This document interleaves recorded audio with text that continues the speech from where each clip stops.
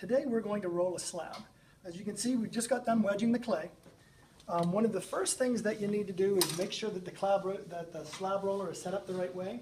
You want to make sure that you've got one piece of cloth, a second piece of cloth that are both kind of laying down and towards the floor, and that you've got the right colored cloth underneath on both sides. If it's white, you'll be using the white cloth. If you're red, then we've got separate cloths that we can change out. The other thing that's important is to figure out what size of a slab you need. Does it need to be wide? Does it need to be long? Does it need to be both? You have to think about these things before you start to make sure that you've got enough clay and that we get it into the right shape. This is how it comes out when you just get done wedging it. But if I know that I want to be, let's say maybe 8 inches, if I know, then I need to make a shape that's going to be at least 8 inches to start. So instead of it being kind of that monkey face that it is when you roll it out, we need to make sure that we're long enough.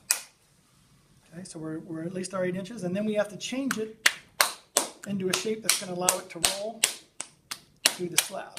Be kind of consistent, but if you're not wide enough when you start, you certainly won't be wide enough when you roll. It will get longer, but it won't get wider. So like to be nice and low in the front. Kind of slap this out smooth a little bit. You don't want it to be dramatically thicker than the direction you want to go. Obviously the slab will change it some. You want to double check, measure twice. We certainly are wide enough. We want to make sure that the roller is nice and smooth. There's no nothing in between that's going to cause a problem. Start to roll slowly, and then as you start to roll out, you're just going to try to keep constant pressure as it moves out to, and kind of keep a constant speed. Make sure that you don't get anything that's going to roll up on you. And this is the place where a lot of times we'll goof up. You want to make sure that both of these are up so that as you start to roll back, they don't roll underneath and destroy what you just did. So now we're going to go the opposite direction. I like to kind of hang on and lift up to make sure that the roll stays smooth.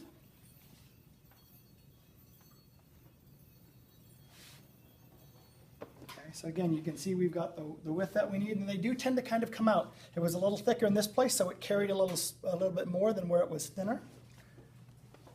And maybe we'll show you a second example of something that had maybe a different shape. Okay.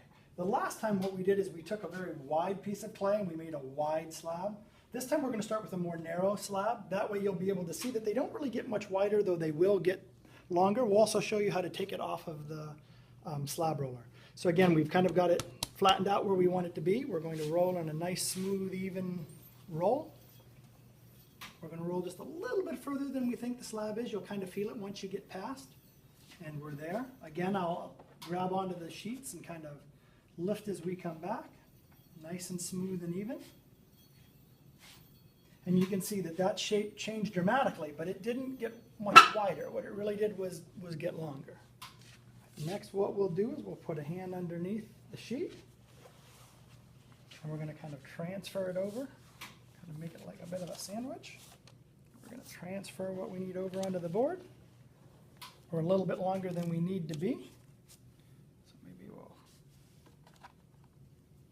take what we have, and there's our slab.